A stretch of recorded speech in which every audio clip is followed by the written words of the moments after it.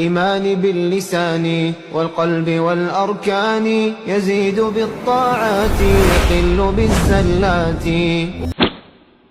ይሄ ሁሉ አማኝ ልብ ውስጥ ያለ ሰሞነኛ ጥያቄ ነው። ምን እናድርግ? ማድረግ የምንችለው ችግራችንን ለአላህ መንገር ነው። ኢነማ አሽኩ በሲ ወሑዝኒ ኢለላህ። ችግራችንን የደረሰብንን አደጋ ምንነግረው ሁሉ በእጁ ለሆነው ለአላህ ነው። ነቢያት ያደርጉ የነበረው በዋነኝነት ይሄን አላህ ተባረከ ወተዓላ የተቸገረን ሰው ተስፋ የቆረጠን ሰው ስሞታ ይሰማል፣ ችግር ይፈታል። የተለያዩ ከባድ የሚባሉ አስቸጋሪ የሚባሉ ችግሮች በዱዓ ይፈታሉና የመጀመሪያው መፍትሄ ችግራችንን ለአላህ መንገር ነው። የችግሩን ደረጃ የሚያውቀው አላህ ነው። መነሻው የሚያውቀው አላህ ነው። ማብቂያው መቼ እንደሆነ የሚያውቀው አላህ ነው። ስለዚህ ምንም ይሁን ምን አላህ ሆይ መከራ ይብቃችሁ በለን፣ ገላግለን፣ ዲንህን እርዳ፣ የነቢይህን ሱና እርዳ፣ መጽሐፍህን ክታብህን እርዳ፣ አድን፣ ጠብቅ ብለን አላህን ሳንሰላች ሳንቸኩል ዱዓ ልናደርግ ይገባል። አተህዘቡ ቢዱዓኢ ወተዝደሪህ ወማ ተድሪ ማ ፈዐለ ዱዓኡ። ብዙ ሰዎች ዱዓ ሲባል ሌላ ምንም የለም ከዱዓ ውጭ ይላሉ። ዱዓን ይንቃሉ። በዱዓ ታሾፋለህ፣ ትንቀዋለህ። ወማ ተድሪ ማ ፈዐለ ዱዓኡ። ዱዓ ምን እንደሰራ እንዳደረገ አታውቅምና ነው። ወማ ረመይተ ኢዝ ረመይተ ወላኪነ አላህ ረማ። አንተ አይደለህም በወረወርከ ጊዜ የወረወርከው አላህን የወረወረው ብሏቸዋል ለነቢዩ ሰለላሁ ዐለይሂ ወሰለም። ዱዓቸውን ያወሩ የአቅማቸውን ያለችውን መሳሪያ አሰማርተው ተዋጊዎችን አሰማርተው ጦር ሜዳ ላይ ነቢዩ ሰለላሁ ዐለይሂ ወሰለም ዱዓን ያደረጉት እጃቸውን ከፍ አድርጉ ኩታቸው ጋቢያቸው እስኪወጥቅ ድረስ አቡበክር ስዲቅ ይበቃሃል ጌታን ተማጸንክ እስኪሏቸው ድረስ ይሄን ዱዓ አድርገው ነው አፈር ዘግነው ወደ ጠላት ፊት በተኑ። በነቢይ እጅ የተበተነች አፈር ሁሉም ጠላት አይን ውስጥ ገብቶ አይኑን ማሻሸት ጀመረ። ያኔ አላህ ተባረከ ወተዓላ ድሉን ለዲኑ ለነቢዩ አድርጓል። ስለዚህ ዲን ላይ ኡማ ላይ የደረሱ ላሉ ችግሮች የመጀመሪያው የመሃሉም የመጨረሻው መፍትሄ ዱዓ። በዚህ ቀድመን ማመን አለብን።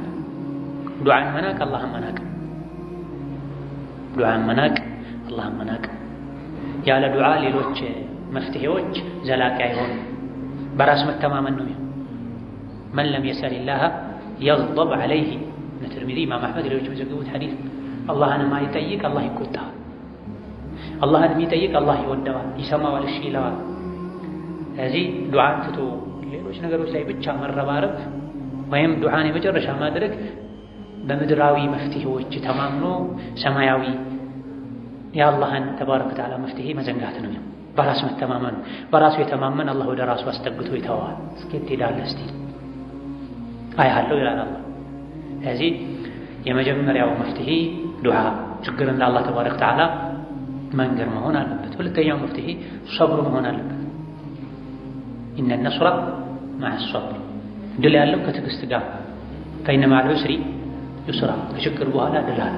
ችግር ከበረታ መፍትሄው ቅርብ ነው ማለት ነው። አደጋ ሙሲባ ከከረረ ከከበደ መፍትሄው ማብቂያው እየቀረበ ነው። ከምጥ በኋላ ነው ልጅ ያለው። ከምጥ በኋላ ነው የሚወዱት የሚናፍቁት ልጅ ያለው። ስለዚህ የኡማው መከራ ስቃይ በርትቶ መጨረሻ ላይ ነስርን ድልን ይወልዳል። መቼ? እኛ ምጡን ከተቋቋመ፣ ምጡ እስኪያበቃ ድረስ ከታገሰን፣ ሌሎች መደረግ ያለባቸው ነገሮችን ሸሪዓውን በጠበቀ መልኩ ጥቅምና ጉዳትን ባመዛዘን መልኩ ከማድረግ ጋር ስንት የባሱ ሙሲባዎች አሉ። ሰብር አድርግ። በሰብር ያለውን ሙሲባ ማቃለል ትችላለህ፣ እንዳይባባስ ማድረግ ትችላለህ። ሰብር ስታጣ ያለው ሙሲባ ይከብድብሃል። መቋቋም እማትችለው ካለው የባሰ ችግር ውስጥ ያስገባሃል። አጀላ፣ ችኩልነት፣ ኺፋ፣ ትዕግስት ማጣት። አንዳንዴ ትዕግስት ማጣት፣ አለመሰበር አለመረጋጋት ዱዓ ማድረግ መፍትሄ ከአላህ መጠበቅ ትቶ ሶብር የጎደለው እርምጃ መውሰድ አካሄድ መሄድ እስላምን ኡማውን ዲኑን ማጥቃት ለሚፈልጉ ሰዎች የተሻለ የጥቃት በር መክፈት ይሆናል። ምንም ሳታደርግ በምን ላጥቃ የሚል ጠላት በበዛበት ጊዜ አንተ በዚህ መልኩ አጥቃኝ ብሎ መንገድ መክፈት ነው። የባሱ ብዙ ሙሲባዎች አሉ፣ አደጋዎች አሉ፣ ያለፉ ሊመጡም የሚችሉ ከግራ ቀኝም የሚታዩ። ከዚህ አንድ ሙሲባ ሲደርስ ሙሲባው ላይ እንድንጽናና ከሚያደርጉ ነገሮች አንዱ ሙሲባው ከዚህ የከፋ አለመሆኑ። የባሱ ሙሲባዎች አሉ፣ ያለፉ ሊመጡ የሚችሉ አላህ ያምጣውና ያድርገውና ከግራ ቀኝም የሚታይ አላህ ተባረከ ወተዓላ ነስሩን እንደሚያመጣ እርግጠኛ ከመሆን ጋር ነው የምንሰበረው። ተስፋ የቆረጠ ሰው ሰብር መሆን የለበትም። ወጀዐልናሁም አኢመተን የህዱነ ቢአምሪና ለማ ሰበሩ ወካኑ ቢአያቲና ዩቂኑን። የሙሳ ተከታዮችን መሪዎች አደረግናቸው፣ ያውም በአላህ መመሪያ መሰረት የሚመሩ። መቼ ነው ይሄን የመሪነት አቅም ያገኙት ደረጃ ያገኙት? ለማ ሰበሩ በታገሱ ጊዜ ይላል። ምን ደርሶባቸው? የተለያዩ ሙሲባዎች ደርሶባቸው። የሙሳን ታሪክ ስናነብ ቁርአን ስንቀራ የነብዩ ሰለላሁ ዐለይሂ ወሰለም ስለ ሙሳ የተናገራቸው ሐዲሶችን ስንሰማ ነቢ ያሉትን እንድንል ያደርገናል። ነቢ ብዙ ከውስጥም ከውጭም ሰዎች ሲያስቸግሯቸው ሲሰማቸው መለስ ብለው ወንድሜ ሙሳ አላህ ይዘንለት ከኔ በላይ አዛ ተደርጎ ተቸግሮ ሰብሯል ብላ። የሙሳ ታሪክ ቁርአን ላይ ብዙ መቶ ጊዜ ተደጋግሟል። ለምንድን ነው? ለእኛ ትምህርት እንዲሆን።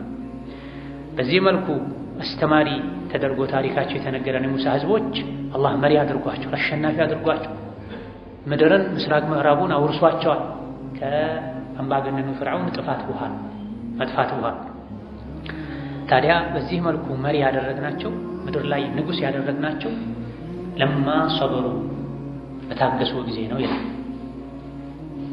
ብዙ መከራዎች ሙሲባዎች ደርሰውባቸው ሙሳ ሆይ አንተ ከመምጣትህም በፊት በአንተ ከማመናችን አንተን ከመከተላችንም በፊት አንተ መተህም በአንተ አምነንም ተቸገርን እኮ ባሏቸው ጊዜ ሙሳ ምንድን ያሉት? ቃለ አስቢሩ ኢነል አርض ሊላህ ዩሪቱሃ መን የሻእ ወልዓቂበቱ ሊልሙተቂን። ሰብር አድርጉ፣ ታገሱ። ምድር የአላህ ናት፣ እሱ ለፈለገው ሰው ያወርሳል ምድርን። የፍጻሜ ማማር አላህን ለሚፈሩት ነው። ከዚህ ሌላኛው የችግር መፍትሄ ተቅዋን አላህን መፍራት፣ ወንጀልን መተው፣ ግዴታን መወጣት። እኛ ጋር በላ የሚጠሩ ስንት አይነት ጉዶች አሉ። ሁሌም ጠላት ላይ ጣትን መቀሰር ሳይሆን ወደ ራስን ጣትን ማዞር ያስፈልጋል። ስንት በላዎች፣ ስንት ሙሲባዎች፣ ወለዱ፣ አራጣው፣ ዝሙቱ፣ በደሉ፣ ውሸቱ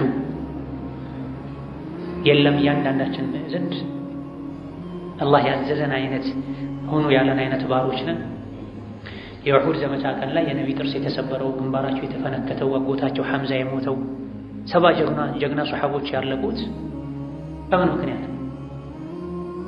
50 አካባቢ ሰዎች እዚህ ጋር ሆኖ ቦታቸውን አትልቀቁ ብለው ያን ቦታቸውን በመልቀቃቸው። አንድ የነቢ መመሪያ ተጥሶ የኡሑድ ዘመቻ ቀን ላይ ነቢ ቆስለዋል አለይሂ ሰላቱ ወሰላም። ሱሐቦች ተገድለዋል። ስንትና ስንት መመሪያ እየጣሰ። ስለዚህ አላህን መፍራት፣ የነቢን ሱና አጥብቆ መያዝ ሌላኛው የነሱር የድል ሰበብ። አላህ ተባረከ ወተዓላ ሰብር ስናደርግ ተስፋ እንዳንቆርጥ ነግሮናል። ነገ የተሻለ ይሆናል፣ አላህ ተባረከ ወተዓላ ፈረጁን ረሕመቱን ያመጣል ማለት ያስፈልጋል። ሌላው ከስሜት መውጣት ያስፈልጋል። በስሜት እየተነዳን ብዙ የባሰ ችግር ውስጥ እንገባለን። ችግር ሲመጣ ሁሉም በመሰለው ከሄደ መሀል ላይ ተጋጅቶ ለጠላት በር መክፈት ይመጣል። በተለይ ወጣቱ ሰብር ሊያደርግ ሊታገስ፣ አዋቂዎችን ሊጠብቅ ሰከን ሊል ይገባል። በፊትና ጊዜ መደረግ ካለባቸው አደቦች አንዱ ሰኪና ነው፣ መረጋጋት ነው። የፊትና ጊዜ ሁኔታ፣ የሰላም ጊዜ ሁኔታ፣ የድህነት ጊዜ ሁኔታ፣ ሁሉም ሁኔታዎች እስላም ላይ አካሄድ አላቸው፣ መፍትሄ አላቸው። በፊትና ጊዜ ግጭት፣ ጦርነት፣ ሰላም የሚያደፈርስ ነገር ኡማ ላይ ሀገር ላይ ያነጣጠረ ችግር በሚኖሩበት ጊዜ ሁኔታው መቀየር አለበት። በእንዲህ አይነቱ ጊዜ ከሚመከሩ የደጋግ ቀደምቶች ምክር አንዱ እስኩን፣ ረጋ በል፣ ዝም በል፣ ሰከን በል፣ አትቸኩል። አኺር ዘመን ፊትና ይመጣል። የተኛ ከተቀመጠው ይሻላል። በዛ ጊዜ የተቀመጠው ከቆመው ይሻላል። ቀስ ብሎ የሚራመደው ከሚሮጠው ይሻላል ብሎ ነብዩ ሰለላሁ ዐለይሂ ወሰለም ፊትና በሚመጣበት ጊዜ ከፊትና እንድንሸሽ ሰከን እንድንል ረገብ እንድንል ትንሽ የተቀጣጠለችን እሳት አጠፋለሁ ብለን ሄደን የባሰ እንዳናጋግል በፊትና ጊዜ ረገብ እንድንል በአቅል እንድንመራ በእግር ሳይሆን በምላስ ሳይሆን የጠላትን እሳት የበለጠ ኃይል እንዲያገኝ ማገዶ ማቀበያ እንዳንሆን ረገብ እንድንል ነብይ መክረውናል አለይሂ ሰላቱ ወሰላም። በዛ በፊትና ጊዜ የተኛ ሰው ከተቀመጠ ሰው ይሻላል። ቢያንስ ከተኛበት ተነስቶ እስኪቀመጥ ማሰብ ይችላል፣ ማመዛዘን ይችላል። የተቀመጠ ከቆመው ይሻላል። ከተቀመጠ እስኪነሳ ማሰብ ይችላል። የቆመው ከሚሄደው ይሻላል። የሚሄደው የሚራመደው ቀስ ብሎ ከሚሮጠው ይሻላል ብሏል ነብዩ ሰለላሁ ዐለይሂ ወሰለም። ስለዚህ ሰኪና እርጋታን በፊትና ጊዜ ቤትህን ያዝ። የዑለሞችን ኮቴ እግር ያዝ። ዑለሞች በሄዱበት ሂድ፣ ያልሄዱበት ላይ አትሄድ ተብሏል። ወሬ ከማራገብ ያልተጣራ ወሬን ከማናፈስ ታቀቡ ተብለናል። እነዚህና መሰል መውጫ መንገዶች አሉ። እነዚህ መንገዶችን መጠቀም አቅም ያላቸው ሰዎች ሁሉም በየአቅማቸው ሸሪዓን በጠበቀ መልኩ ዲንን በጠበቀ መልኩ መደጋገፍ መረዳዳት ባለበት መልኩ በአንድ በኩል ከፊሉ ለመስፋት የሞከረ ሌላኛው መቅደድ የለበትም። የባሰውን አደጋ ለመግታት ለመከላከል ተብሎ ሰከን ሲባል በሌላ በኩል ሆይ ሆይ መባል የለበትም። ማጥፋት ከባድ ነው፣ መለኮስ ቀላል ነው። እነዚህና መሰል አስባቦችን በማድረስ ኡማው ላይ የኡማው ማህበረሰብ ላይ ዲኑ ላይ የተጋረጡ አደጋዎችን መከላከል ይቻላል። ከምንም በላይ ደጋግሜ የምለው እኛም ለነፍሳችን ልንነግራት የሚገባው መፍትሄ ያለው አላህ ዘንድ ነው። አላህ ለእኛ መፍትሄ እንዲያመጣ እኛ አላህን መለመን አለብን። የለመነው እንዲሰጠን የለመነው የሚሰጠው አይነት ጸባይ ያለው ባሪያ መሆን አለብን። እኛ ወንጀል የወጣ የአላህ በላ ባይወርድ ነበር የሚለቀው። እንደውም እኛ ጋር ካለው ሙሲባ፣ በላ፣ ሸር፣ ተንኮል፣ ግፍ፣ ወንጀል አንጻር የእሳት ዝናብ አለመዝነቡ ድንጋይ አለመዝነቡ ራሱ አልሐምዱሊላህ ያስባል። ላያችን የሚያምር ውስጣችን የቆሸሸ የጠቆረ የደረቀ ስንት አይነት ሰዎች አሉ። እዚህ ሰግደን ወተን የግፍ አይነት የሙሲባ የበላ አይነት ምናመጣ በወንጀላችን በላ የምንጠራ ሰዎች አሉ። ያ ከመሆኑ ጋር ዲን ተነካ እስላም ተነካ እኛ ራሳችን አውጥተን ጥለን ነው እስላም ዲኑ መጫወቻ አድርገን እርስ በርሳችን ተባልተን ተፋጅተን መስጂድ ማሻአላህ ሆነን ልክ ጫማ አድርገን ስንወጣ አውሬ ሆነን። ከዚህ ወደ ራሳችን እንመለስ፣ ተውበት እናድርግ፣ እስትግፋር እናብዛ፣ ሱናውን በጠበቀ መልኩ ሰደቃ እናብዛ፣ ዱዓ እናብዛ፣ ቢድዓ ሳንቀላቅል በጀማዓ መሰል የሆኑ ነገሮችን በማድረግ በቢድዓ ነስር ለማምጣት የሚሞክሩ ሰዎችም አሉ። አብዛኛውን ነገር አሁን የነስር ሰበብ ብለው መንገድ ብለው ሰዎች የሚያቀርቡት ነገር አብዛኛው ያልተጠና ነው። አንድ ሰው በስሜት ብድግ ብሎ ፌስቡክ የጻፈውን ሺዎች ሚሊዮኖች ተከትለው ያደርጋል። ማን አለ? ዑለሞች ይሄን መከሩ ወይ? በነቢ ዘመን በሰሃቦች ዘመን በፊትና ጊዜ መውጫ ተብሎ ይደረግ ነበር ወይ? ወጣቶች ናቸው፣ ለዲን ስሜት ብቻ ያላቸው ሴቶች ናቸው ሶሻል ሚዲያው ላይ ነገሮችን መፍትሄ አድርገው ያቀርቡ ያሉ። በስሜት የተነዳ ያለው ወጣት ተከትሎ ሄዶ መፍትሄ ሳይሆን ፈተና ያባባሰ ያለውና ሰከን እንበል፣ በግላችን ዱዓ እናድርግ፣ እንተውበት። አላህ ተባረከ ወተዓላ የመጣውን በላ እሱ ያንሳልን፣ ዲኑን ከፍ ያደርግልን። ለዲን ሸር የሚያስቡን ሁሉ ሸራቸውን አናታቸው ላይ አላህ የመለሰባቸው። ሰላም አለይኩም ወራህመቱላሂ ወበረካቱህ።